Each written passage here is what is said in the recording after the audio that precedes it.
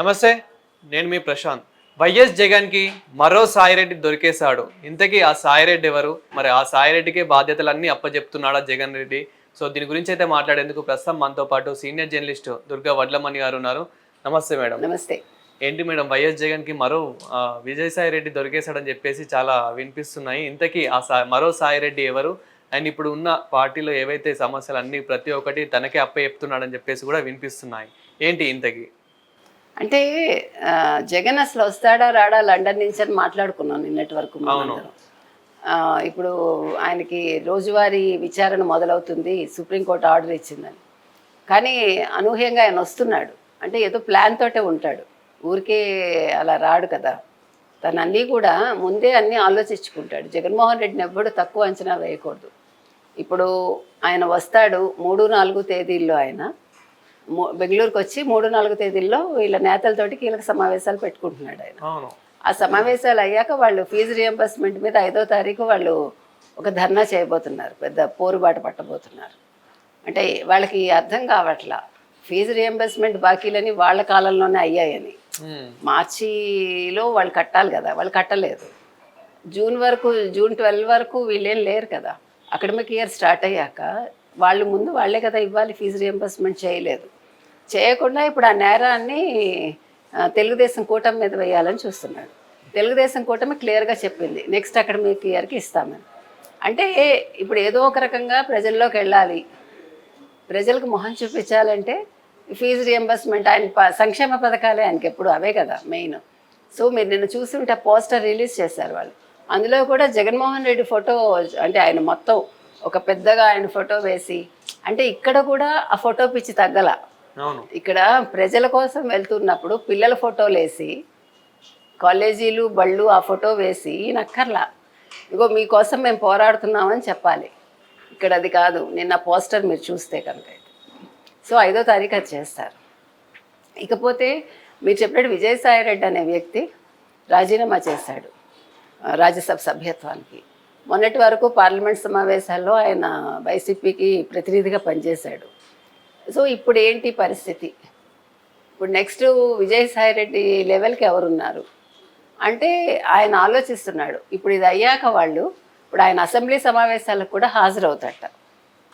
ఎందుకు అసెంబ్లీ సమావేశాలకు హాజరవుతాడు అంటే, మీకు 60 రోజులు ఏ ఎమ్మెల్యే అయినా కంటిన్యూస్గా అసెంబ్లీ సమావేశాలకి రాకపోతే వాళ్ళని సస్పెండ్ చేయొచ్చు ఆ ఎమ్మెల్యేని. సో ఇవన్నీ ఆలోచించుకుని ఆయన వస్తున్నాడా. కానీ ఆయన గతంలో ప్రెస్ మీట్ పెట్టి, మీకు గుర్తుంటే కనుకైతే, నన్ను ఎవడు సస్పెండ్ చేస్తాడో చేసుకోమని చూద్దామని కూడా అన్నాడు. అంటే టెక్నికల్గా పాయింట్స్ పట్టుకుంటాడు, క్రిమినల్ మైండ్ కాబట్టి అన్నీ తెలుసుకుంటాడు. మీకు అర్థమైందా? ఊరికే మాట్లాడు, అంటే లాయర్లతో ముందే సంప్రదించి నేను వెళ్ళకపోతే ఏమవుతుంది, వెళ్తే ఏమవుతుంది, ఇవన్నీ తెలుసుకునే ఉంటాడు. అందుకే ఆ రోజు అట్లా ఛాలెంజ్ విసిరాడు. అయితే ఇప్పుడు అసెంబ్లీ సమావేశాలకు వస్తున్నాడంటే, ఇప్పుడు ఫిబ్రవరిలో నెలాఖరులు 24 తర్వాత సమావేశాలు ఉండాలి బహుశా, అసెంబ్లీ సమావేశాలు. సో అప్పటికి ఈయన అసెంబ్లీకి వచ్చి ఏం చేస్తాడు? ఎందుకంటే ఇంకొక విషయం ఏంటంటే, ఇప్పుడు వైసీపీ ఎమ్మెల్యేలు ఇప్పటికే బెదిరిస్తున్నారు జగన్ని, మమ్మల్ని అసెంబ్లీకి వెళ్ళనివ్వకపోతే మేము పార్టీ వీడి వెళ్ళిపోతామని. అంటే అది కూడా ఒక రీజన్, అదొక్కటే రీజన్ కాదు. అయితే ఇవన్నీ ఆలోచించుకుని ఆయన అసెంబ్లీ సమావేశాలకు వెళ్తున్నాడా, లేదు ఇంకేదైనా వ్యూహం ఉందా అనేది చూడాలి. సో ఇంకా నెక్స్ట్ పోతే, ఇప్పుడు ఎంపీలు కూడా చాలామంది వెళ్ళిపోతారు పార్టీని వీడని నేను చెప్పుకున్నాం మనం. అయితే మేము వెళ్ళము అని వాళ్ళు క్లారిటీ ఇచ్చారని తెలుస్తోంది జగన్మోహన్ రెడ్డి. ఆల్రెడీ మనకి వైసీపీలో చూసుకున్నట్లయితే కనుక చాలా మంది తగ్గిపోయారు, నేతలు ఎవరైతే ఉన్నారో ఆల్రెడీ చాలా మంది తగ్గిపోయారు. ఇప్పుడు అసలు ఉన్నారంటారా ఇప్పుడు అసెంబ్లీకి వచ్చే వాళ్ళైనా? ఆ ఉన్న 4 ఆ పుంజీడు వాళ్ళే ఉంటారు అంతే, అంతకు మించి ఉండరు. సరే ఏది ఏమైనా అదొకటి. తర్వాత విజయసాయిరెడ్డి లాగా మాట్లాడగలిగే వ్యక్తి, అంటే విజయసాయిరెడ్డి తను చెప్పాలనుకున్నది అవతలవాడు విన్నా వినకపోయినా చెప్తాడు కదా. మనం ఎన్నోసార్లు పార్లమెంట్లో చూసాము, మొట్టుకాయలు కూడా తింటూ ఉంటాడు, అవన్నీ చూసాం మనం.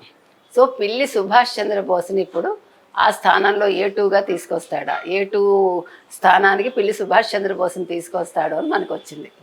సో పిల్లి సుభాష్ చంద్రబోస్ ఎంతవరకు మాట్లాడతాడు, పిల్లి సుభాష్ చంద్రబోస్ ఎంతవరకు విజయసాయిరెడ్డి లాగా నిర్వహించగలడు, అంటే ప్రతినిధిగా ఎట్లా మాట్లాడగలడు, ఇవన్నీ చూడాలి. ఏది ఏమైనా ఒక ప్లాన్ అయితే వేసుకున్నాడు జగన్మోహన్ రెడ్డి. అది ఎంతవరకు సక్సెస్ అవుతుంది ఆయన ఆలోచనలకు అనుగుణంగా పిల్లి సుభాష్ చంద్రబోస్ పనిచేస్తాడా?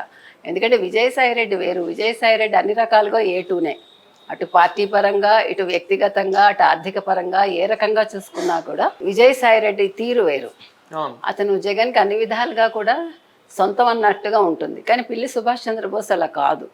కాబట్టి ఇతను ఏ రకంగా వ్యవహరిస్తాడు, ఆ వ్యవహార శైలి జగన్మోహన్ రెడ్డికి నచ్చుతుందా లేదా, ఇవన్నీ మనం చూడాలి.